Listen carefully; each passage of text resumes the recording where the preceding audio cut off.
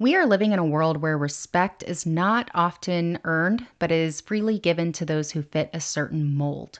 And compassion is often withheld from those who need it the most. Today, I want to talk about two men in my life who remind me just how backwards our society is when it comes to who we respect and what we demonize. And I believe that if we were to shift our perspective and change the way we decide who deserves power and who deserves compassion, we would see a more successful, flourishing, peaceful society. One of those people was my dad, who was an artist and a very kind soul, but he was also an addict who struggled with addiction for most of his life. The other was my grandfather, a respected man in his community, a sheriff's deputy, and someone people looked up to. And looking back as a kid, my memories of my grandfather are very warm and fuzzy and happy. But my memories of my dad are not so warm or fuzzy or happy. I carried a lot of pain about my dad because I thought that he did not love me. I thought that he chose drugs and alcohol over being my father, and that stuck with me for a really long time. But as I got older, I started to really question the way I view addiction and those who struggle with it. And at the same time, I began to see my grandfather more clearly too. And he also wasn't the man that I thought he was, but in a very different way. And the more I looked into both of their lives, the more frustrated I became with how society tends to uplift people who know how to perform respectability, even when they cause harm, and how we discard people who are struggling even when they are full of love and potential.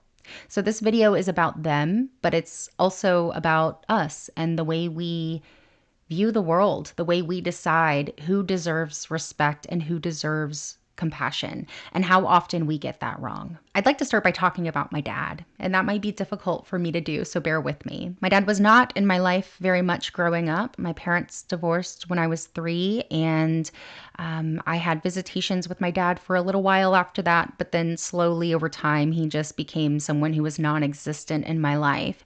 And by the time I think I was 8 years old, he signed away his parental rights. My stepfather adopted me, and that was kind of the end of it. They even changed my birth certificate to my stepfather's last name and kind of removed any trace or connection I had with my biological father. And I think that my mother did what she felt was best, and I think that my father felt it was best too, but I know that it really hurt him to sign away his parenthood. And I didn't really understand any of it because I was just a kid. And I just assumed that my dad didn't love me enough to stay, that he wanted to sign his rights away and he didn't want to be my parent anymore. I assumed that he was just choosing his lifestyle over me, and that if he really cared, he would have gotten clean. If he thought that I mattered enough, then he would have tried harder. And so for a really long time, I carried that with me. This belief that I wasn't enough for him to stay and that he was just selfish or weak or didn't care about me. And my mother didn't have the nicest things to say about him either. And I think she very much kind of cemented this idea in me too. And I'm not saying that's right or wrong. I'm just saying it is what it is. So it was very easy to build up this version of him in my head that made him a villain. And I just kind of buried this deep, tried to move on.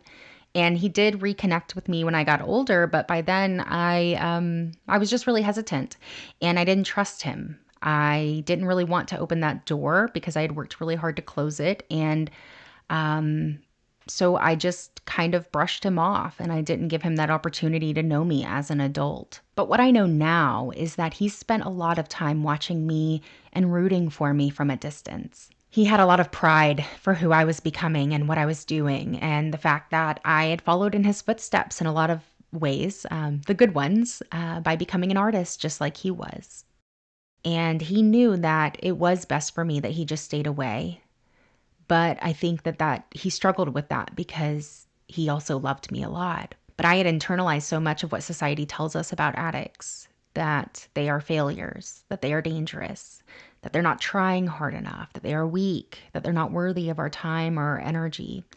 And I believed that about my dad for a while, but I also had something inside that just told me there was a different version of him that I didn't know. I remembered that he had a sense of humor, that he was an artist, that he had a kind voice. And I think deep down, I just wondered if maybe I didn't have the full picture. And so a few months ago, I got very curious about my dad. I digitized an old VHS that he had taken, a home video he took when I was 5 years old on one of my last visits with him. I started going through ancestry records, trying to find whatever I could about him and his past. I found old yearbook pictures of my dad and found out what school he went to. And so I made a post in a local Facebook group, or a couple local Facebook groups to that area. And, just kind of was asking people if they knew him, if they had any stories or information that they could share with me, good or bad. And I almost didn't post it because I was very nervous about what people might say about my dad. I just assumed, based on what I did know, what society told me about addicts, that he had a very bad reputation. And I knew that it was possible that there would be a lot of people that wouldn't have very nice things to say about him. But the responses were not what I expected at all. Comment after comment started rolling in from people who went to school with my dad and who knew him when he was younger. And every single one of them had something kind to say about him. People said he was funny, gentle, quiet but warm. They said he was insanely creative, that he was always drawing or painting. One person said that he was the reason that they fell in love with art and music, and that they attribute a lot of their love for art and music to my dad's influence in their life.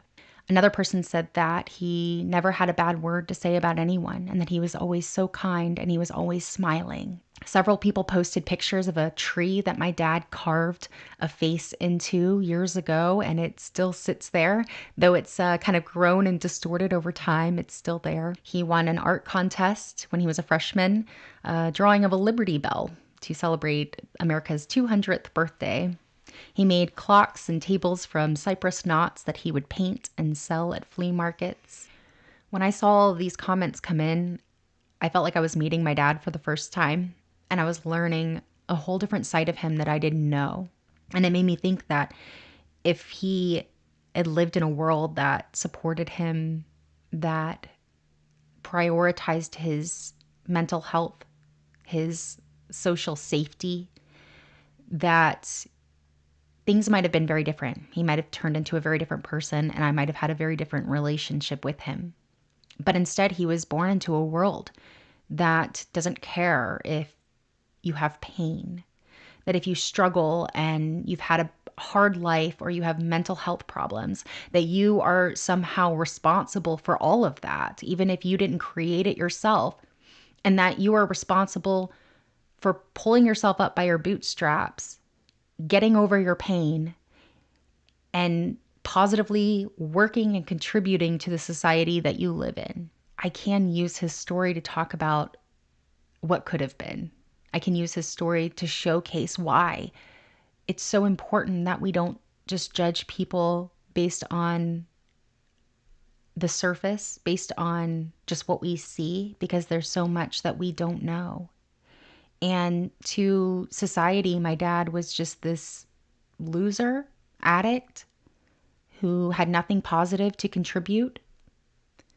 But to so many other people that knew him, he was a kind heart with endless talent and creativity and potential that unfortunately wasn't seen by society, wasn't seen by the right people.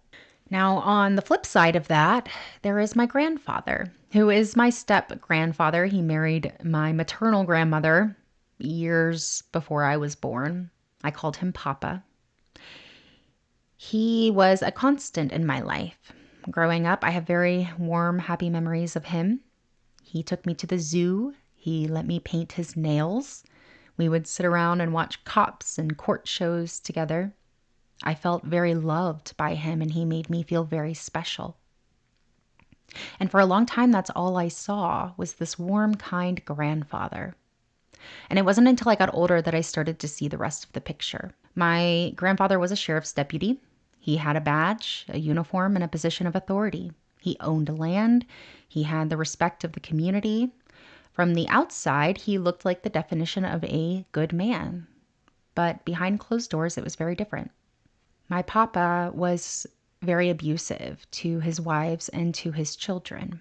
He was deeply racist, not just in subtle, offhanded ways, but openly so. There are stories that I won't share about my papa here because they're not mine to tell, but I will say this. He caused a lot of real harm and damage and pain to a lot of people that I love. And although the preacher at his funeral did not sugarcoat his shortcomings, he did celebrate the fact that my papa accepted Jesus and was a changed man at the end of his life before his death. And his funeral packed the church. He was given a respectful send-off with flowers and crying eyes, buried in the cemetery behind the church. Right before I made the very difficult decision to cut off several of my very toxic family members, one of them tried to guilt me by saying that my papa would have been deeply disappointed in the person that I'd become. And I wish that in that moment I had responded with how proud I was that I would disappoint such a person. Despite all of my papa's flaws, he was painted as someone that deserved respect. Meanwhile, my dad, who had unintentional flaws, who was just a person who struggled, but was kind and talented and loving, he was discarded and just kind of left to drown in his pain and treated like someone who hadn't earned any of our love or respect. The only way his death was honored was with a quick few lines in the obituary section of the local paper. He didn't have a funeral that I know of. Nobody paid their respects. I don't even think he got a grave. And that contrast really sticks with me. This contrast between these two men and how society treated them and how society would look at them today if they were side by side. My dad was an addict and an artist and a person that nobody made room for. And my grandfather was an officer and an abuser and the man people respected without question. And it is so clear to me that this society gets it so backwards because we don't value kindness and compassion for those who are struggling. We don't value creativity. We don't value people who are struggling even when their hearts are good. We value power, control, image, status, money, borders, and laws. We call those who cross borders to save their families illegals while installing a sexual predator as our president. We strip Medicaid from the disabled and tell them to get jobs so we can give tax breaks to billionaires. We criminalize farm workers and reward bounty hunters who terrorize and kill them. We don't want to give out healthcare and food to those in need. Instead, we demonize them, call them drains on society, and lock them in cages. We freely give our respect to people with badges simply because they have badges, even when they're causing harm. And we shame people who are hurting even when they're quietly carrying much love and potential inside. My dad didn't need judgment. He needed support from family and friends, from the society he lived in. And I'm not saying my father was not responsible for his poor choices because he made a lot of them and they caused me a lot of pain. But as the person who has had to carry the most amount of pain from my father, if I can see the person that he was past the addiction, then society should be able to do the same. And there are millions of people that are just like my dad. Not only addicts, but people who are born into poverty, people who are born into countries that threaten their lives and the livelihoods of their families, people born into abusive homes, people with mental health struggles, people who are good at their core but were never really given a chance because society doesn't like poor, marginalized people who struggle. Society doesn't give those people a chance. Meanwhile, we protect and celebrate people who have never done work to be better, people who hide their harm behind authority or respectability, people like my grandfather who used power to get away with cruelty. We give unearned respect, but rarely offer compassion to those who need it. And that's just what I keep coming back to, that if we prioritized mental health, if we were considerate of those in need, Americans and non-Americans alike, If we invested in family support, community care, recovery, art, healing, healthcare, education, food, if we stopped measuring someone's value by how they perform or what they produce and started seeing humanity first, I think that we would move forward with policies that would actually accomplish the things that we want, that would honor all of our values of life, liberty, and the pursuit of happiness. We might see fewer addicts, fewer abusers in power. We might see more artists, more joy, more connection, less trauma passed down through generations. Because what I've learned through my dad and my grandfather is that the people we lift up and the people we throw away don't always deserve the roles that they are given. And I think it's far past time we start questioning why that is. Humans are so nuanced and complex, and what destroys one person might build up another. And we often see that as a sort of strength rather than what it actually is, which is luck and privilege. Some people are more privileged. Some people just get lucky. Some people have brain chemistry that allows them to handle certain struggles easier than others. I know that when we share our stories encourage empathy. They shift perspectives. They get people to think and connect with you on a personal level. And I just think it's really important that we share these stories, that we talk about these things, because that's how people change their minds. That's how you change the future. I think what matters most is that we keep talking about this, that we name it, that we stop pretending like people in power always deserve to be there, and that people struggling somehow choose their pain or their struggle. And I can't rewrite the past. I can't go back and tell my dad that I see him now, that I know that he was more than his pain. But I can tell you his story and hope that his legacy lives on and that the person that he was doesn't get buried. And I can hope that maybe in some small way this helps shift something. If we want a better world, it starts with changing the way we value each other. It starts with empathy and compassion, not control and punishment. Ask yourself who you're honoring and who you might be forgetting, and who deserves your love and your compassion, and what matters most in life. Is it money? Is it power? Is it authority? Or is it kindness and creativity and potential and passion and love and joy? And I hope that I live to see a future where we don't just praise people because they've been given a certain status, a position of authority or power, and that we see those who are struggling as those who need compassion and help, that we recognize that if we want to live in a better world, we have to work to prevent the things that cause us not to live in a better world, that we have to uplift people rather than demonizing them. We have to support people rather than judging them, that people need help, resources, family, community, food, healthcare, education, kindness, empathy, and that those are the things that overcome all. And I know that regardless of what side of the political aisle you sit on, regardless of where you stand, if you boil out all the noise, I think we all recognize the need for love, the need for forgiveness and compassion and help.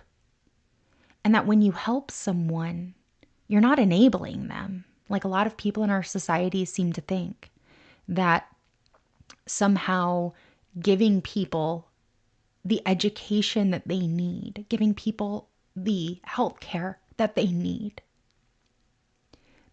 giving people access to food and water, clean water, and homes, that is what creates a productive, contributing member of society. And that we all deserve a chance. But some of us, some don't get as lucky and as privileged as others. And I consider myself incredibly lucky and privileged in a lot of ways. But I haven't had an easy life. And I think every day that I'm so lucky that I turned out to be a pretty functioning adult, that I've had a lot of success in my life, and things have gone pretty well for me, that I've created a really beautiful life.